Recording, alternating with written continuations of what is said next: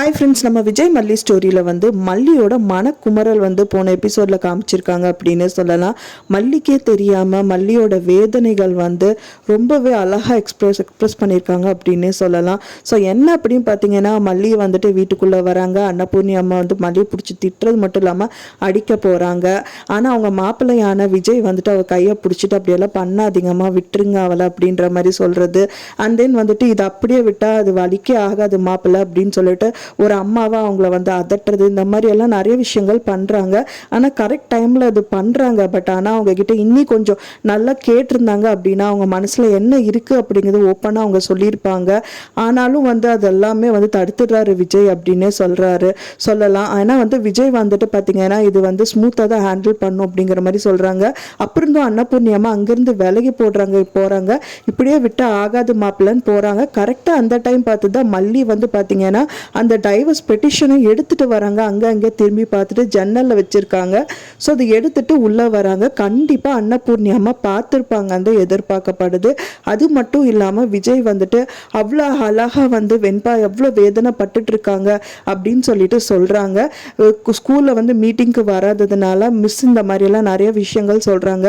அவங்க என்ன சொல்கிறாங்க அப்படின்னா வந்து வெண்பா வந்து சுத்தம் முதல் மாதிரி இல்லை, ஏதோ பித்து பிடிச்ச மாதிரி உட்காந்துட்டு இருக்கா. முதல் ஏதாவது கேட்டானா கண்டிப்பாக ஆன்சர் பண்ணுவோம், இப்போ கேட்டாலும் பதில் சொல்ல மாட்டேங்கிறா.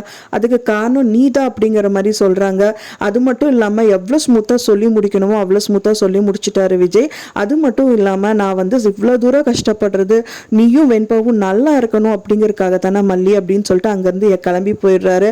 அப்போவே அவங்க நினச்சிருப்பாங்க நான் இவ்வளோ கஷ்டப்படுறதும் வந்து நீங்களும் வெண்பாவும் நல்லா இருக்கணும் தான் விஜய் அப்படின்னு சொல்லிட்டு அங்கேருந்து மடித்து வச்ச துணியெல்லாம் தூக்கி எறிகிறாங்க.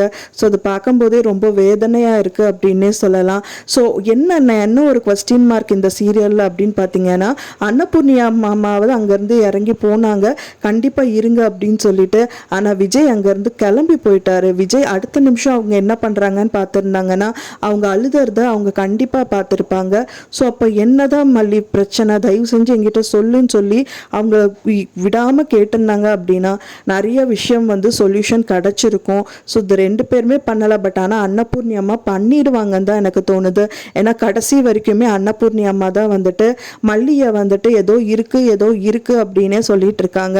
ஆனால் விஜய் வந்து பார்த்தீங்கன்னா அவளை வேதனைப்படுத்தக்கூடாதுன்னு அங்கேருந்து ஸ்மூத்தாக ஒதுங்கி போகிறாரு. ஃபைனல் வந்து பார்த்தீங்கன்னா மல்லியோட வாழ்க்கை வந்து அன்னபூர்ணி அம்மா கையில் தான். கண்டிப்பாக அவங்க காப்பாற்றிடுவாங்க அப்படின்னு எதிர்பார்க்கப்படுது.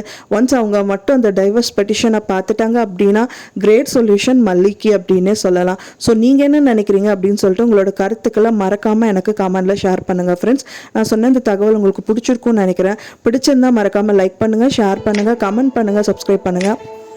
தேங்க்ஸ் ஃபார் வாட்சிங் மை வீடியோ ஃப்ரெண்ட்ஸ். நெக்ஸ்ட் வீடியோவில் பார்க்கலாம்.